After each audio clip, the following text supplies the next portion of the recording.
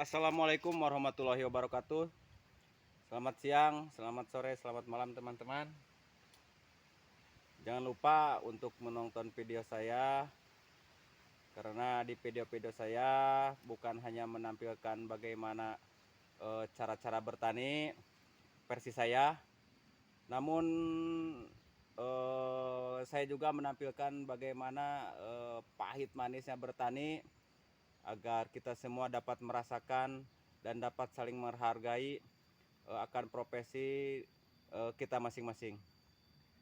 Namun sebelum lanjut kita ikuti videonya, saya ingin mengucapkan semoga kita semua selalu dalam lindungan Tuhan Yang Maha Esa, sehat jasmani rohani kita, dan yang paling utama berkah hasil usaha kita, hasil bertani kita, hasil usaha apapun Anda, dan hasil kita dan hasil saya juga. Mudah-mudahan diberikan keberkahan oleh Tuhan Yang Maha Kuasa. Teman tadi semuanya, di video kali ini saya ingin berbagi bagaimana pahitnya berbudidaya pepaya California. Meskipun di awal-awal saya menanam California, saya sangat antusias sekali untuk menanam pepaya California. Namun di tengah perjalanan, karena satu dan lain hal, mungkin karena kekurangan saya, ketidaktahuan saya, pepaya California saya mendapatkan hambatan, mendapatkan apa ya disebutnya, terserang penyakit. Berbagai upaya saya lakukan, berbagai pengobatan saya lakukan, namun tidak menuai hasil yang maksimal. Dan langsung kita lihat saja kondisi kebun pepaya saya kali ini. Mohon maaf buat teman petani semuanya, saya bukannya bermaksud untuk apa ya, membuat pesimis dalam berbudidaya pepaya California. Namun ini berbagi salah satu contoh ketidaksesuaian dalam perawatan dan penanaman pepaya California, agar teman-teman yang ingin menanam pepaya California lebih mengutamakan apa ya, dalam bahasa yang lebih mudah dimengerti ya, lebih mengutamakan SOP atau peraturan-peraturan atau panduan-panduan dalam menanam pepaya itu sendiri. Kita ikuti videonya.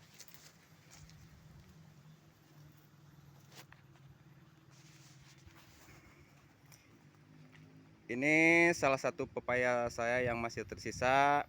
Pepaya saya ini usianya baru 2 tahun.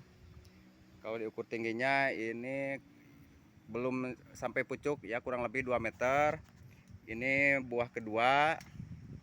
Buah pertama dari bawah udah habis, ini buah kedua. Ke atasnya ini sudah tidak berbunga lagi. Ini sama. Ini udah ada yang matang. Nah, ini salah satu penyakit yang saya hadapi. Ini saya menggunakan bibit kemasan.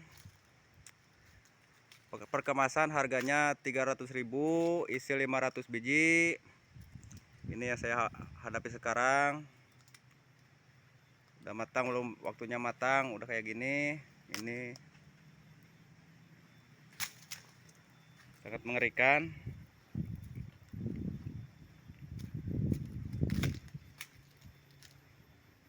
Sangat mengerikan.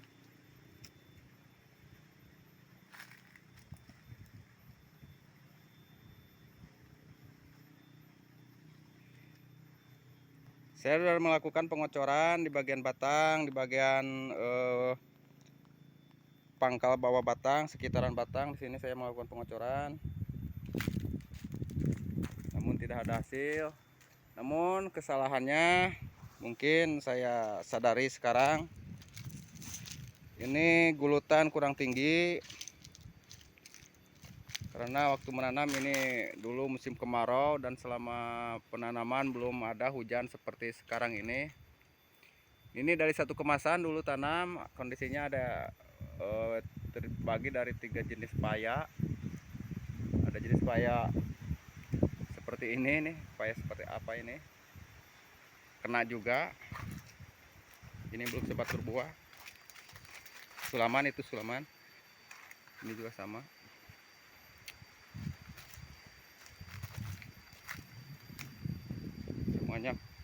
Dan ini satu baris ini habis tumbang, busuk batang, busuk akar. Satu baris ini habis.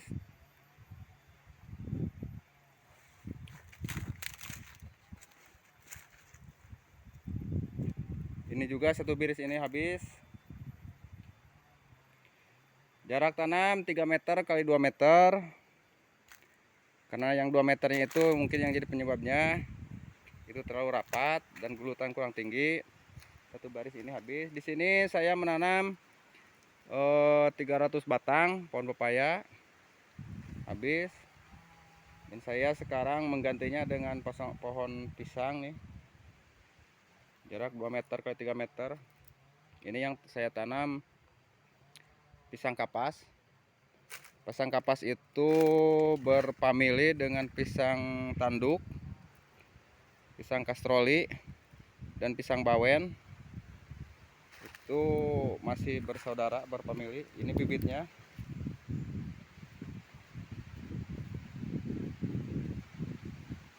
Habis tanam paya, saya udah persiapkan untuk menggantinya dengan tanaman pisang. Ini dongkelan. Ini bibit super nih. Masih kalau bahasa daerah, bahasa tempat saya ini masih iwung, atau bahasa yang mudah kita pahami semuanya ini masih rebung ya. Kalau dalam bambu ini masih rebung. Kalau tempat kami bahasa lokalnya ini masih iwung. Entah kalau bahasa lainnya. Tapi kalau bahasa yang mudah dipahaminya ini masih rebung ya, masih anakan, sangat anakan. Ini biasanya pertumbuhannya sangat bagus ini. Berbeda dengan yang sudah kayak gini. Ini bongkolannya kecil, udah batangnya udah tinggi, ini daun udah lebar tadi. Namun saya usahakan ini nanti ngambil anakannya. Ini contoh salah satu yang ditanam yang masih rebung. Ini tinggi baru 2 jengkal. Ini berbuah di usia 1 tahun, udah mulai biasanya udah berbuah. Ini juga nih tanam dari rebung. Bagus pertumbuhannya. Ya begitu saudara teman, bagaimana pahitnya berbudidaya pepaya. Kita bercerita sedikit ya. Dulu waktu pas musim panen, pas punya panen, saya tanam ini 300 batang pepaya saya ini. Mampu menghasilkan puncaknya panen itu dari 300 batang itu. Puncaknya panen itu mencapai 7 kuintal setengah, dengan harga yang cukup lumayan ya, harga di 3.000, 3.500. Dan sekarang pun harga masih bagus, masih 3.500 tempat saya. Ini masih rebung, tanam pisang dari rebung. Terus bertahap, terus menurun. Pepaya saya dari 7 kuintal yang saya panen ya, petik per minggu terus turun. Dan sampai 2 bulan terakhir ini, karena kondisi pepaya terus memburuk, buah pepaya saya terus memburuk.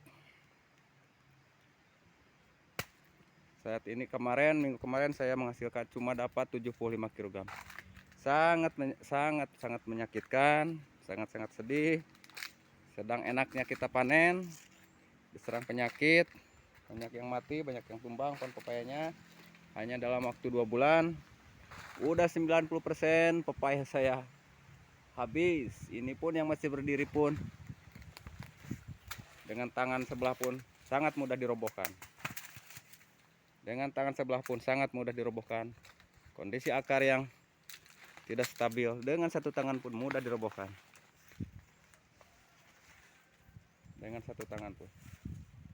Ini akarnya sudah membusuk. Ini kondisi hujan di tempat saya, dengan satu tangan pun mudah dirobohkan. Dengan satu tangan saja mudah dirobohkan. Hujan di tempat saya ini sejak bukan 2 bulan, sejak bulan Juli. Hujan tak pernah berhenti. Sampai tadi malam hujan masih mengguyur. Saya usahakan dengan pengapuran dolomit ini biasanya 1 minggu sekali, namun karena hujan yang terlalu deras tidak ada hasilnya. Hujan yang terlalu sering tidak ada hasilnya, gulutan terlalu rendah sehingga dari dalam tanah mengeluarkan air, kelembaban tinggi. Pepaya kalah, pepaya busuk akarnya. Sedihlah kita. Ditambah lagi di sini dulu bekas tanaman karet. Karetnya terkena jamur juga, akar karetnya terkena jamur juga. Tanah ini kosong, saya tanami dengan pepaya. Mungkin karena di dalam tanah masih ada kandungan jamurnya tuh, spora jamurnya dari karet, maka dengan sangat mudah menular ke pepaya. Di samping itu juga mungkin SOP yang saya terapkan tidak sesuai untuk pepaya, maka pepaya saya sangat mudah terserang jamur. Oke teman, terima kasih yang sudah mengikuti video saya. Inilah kondisi pepaya saya kali ini. Jika Anda yang ingin menanam pepaya, utamakan dulu SOP-nya, kenali dulu penyakit-penyakitnya, kenali dulu cikal bakal penyakitnya, kenali dulu bagaimana penanggulangannya. Karena kalau sudah terjangkit penyakit itu upaya sangat sulit diobati. Lebih baik kita mendeteksi dulu penyakitnya, baru kita aplikasikan pengobatan, perawatan yang tepat agar sebelum penyakit itu menyerang lebih jauh, kita udah bisa mengantisipasinya. Jangan tergiur dengan harga pepaya, dengan prospek penjualan buah pepaya. Kita mengabaikan SOP, bagaimana cara penanamannya, bagaimana cara perawatannya. Karena meskipun kita berhasil menanam pepaya dan berbuah dengan lebat, kalau tidak tahu bagaimana cara penanggulangan penyakitnya, maka seperti saya alami ini. Waktu panen, pepaya habis diserang penyakit dan tidak tahu bagaimana penanggulangan yang tepatnya. Maka penyesalan dan merasa rugi yang kita alami. Terima kasih teman telah mengikuti video saya. Jangan lupa untuk like. Bagi yang belum subscribe, tolong bantu subscribe dan tolong bagikan atau sebarkan video ini agar lebih banyak saudara-saudara kita yang mengetahui bagaimana kerugian menanam pepaya jika SOP tidak diterapkan. Wassalamualaikum warahmatullahi wabarakatuh.